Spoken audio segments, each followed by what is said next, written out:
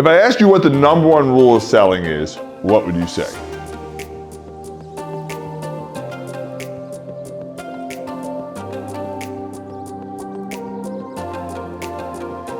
The number one rule of selling has been and always will be, make it easy for the customers to buy.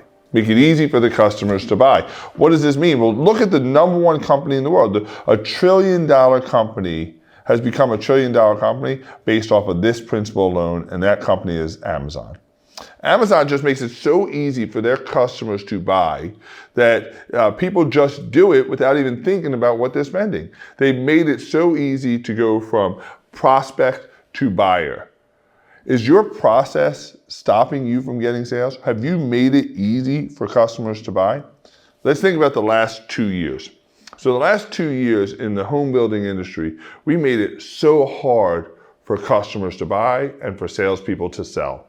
What do I mean by that? Well, we had larger earnest money deposits. We had escalation clauses. We had outbidding. We had lotteries. We just had it. The environment in the market made it so that we had to institute all these policies and procedures so to slow down sales, to make sure sales were perfect.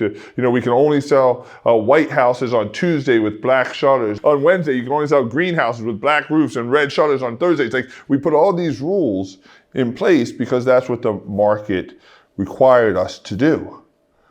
But now the market has shifted, but yet we haven't shifted the pendulum.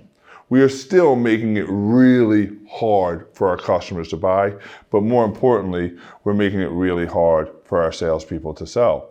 What does this mean? We have to look at the rules that we have set in place in order to sell homes. So if you're a sales professional, what type of rules do you have that are stopping you from selling? Well, in new home sales or in any sales, there's two sets of rules. There's the corporate rules. These are the corporate policies and procedures that we have to play by. And then there's the self-imposed rules. And so what we have to do now, due to the market that we're in, we have to remove a lot of those rules. We have to get rid of those rules. And we have to ask ourselves, are those rules serving us? So if you're a sales professional, you have very little say in the corporate rules and processes. That's leadership. Well, this is a sales video. So let's talk about the self-imposed rules. What are self-imposed rules? Self-imposed rules are ones that you have never even written down, but dictate how you sell every day. Let me give you an example. One of the main reasons I bought a shop company, a video shop company last year, is because I wanted to see for myself how salespeople operated. Yes, it's an entity. Yes, it's a business and I make money off of it, but really I want it for the data. And so I've been looking at the data over the last 3 months of how salespeople sell. All around the country, all different types of salespeople, all different types of markets. And what I'm finding is less than 10% of all those salespeople that we've looked at actually ask for the sale. Less than 10%. And why is that? Because 90% of those salespeople, the salespeople that aren't asking for the sale, have a self-imposed rule that says, I don't ask for the sale on the first visit. Now, you may not think you have that, but we have these rules that stop us from achieving success. Now, that rule may have served you at one point, but is it serving you now? Is it serving you now? Is the rule of I do my sales process like this. I do this and then this and then this and then this and then this. Is that serving you? If it's not serving you, and the way you know if it's not serving you is you have to look at the data. What does the data tell you?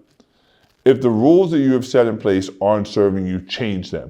We have to change the rules. For me, I believe in this: break the rules. I know the saying, if it's not broken, don't fix it. For me, I'm saying if it's not broken, break it.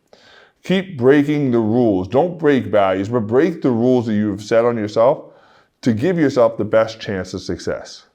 This week, what I want you to do is I want you to write down a list of the self-imposed rules. I never ask for a sale on the first visit. I only follow up after 48 hours. I don't ask for a next step. I don't tour lots on the first visit. I don't price out a home on the second visit. Whatever those rules are, look at your process. Really, really dive into your process. And then ask yourself, is this rule serving you? And if it's not, if the data says, I'm not getting enough sales, I'm not asking for the sale, I'm not doing this, then break those rules. Change the rules that are stopping you from maximizing success. You don't get to control the corporate rules, but you do control the self-imposed rules. Change the self-imposed rules. Break your own rules, don't break your values, and see where that takes you.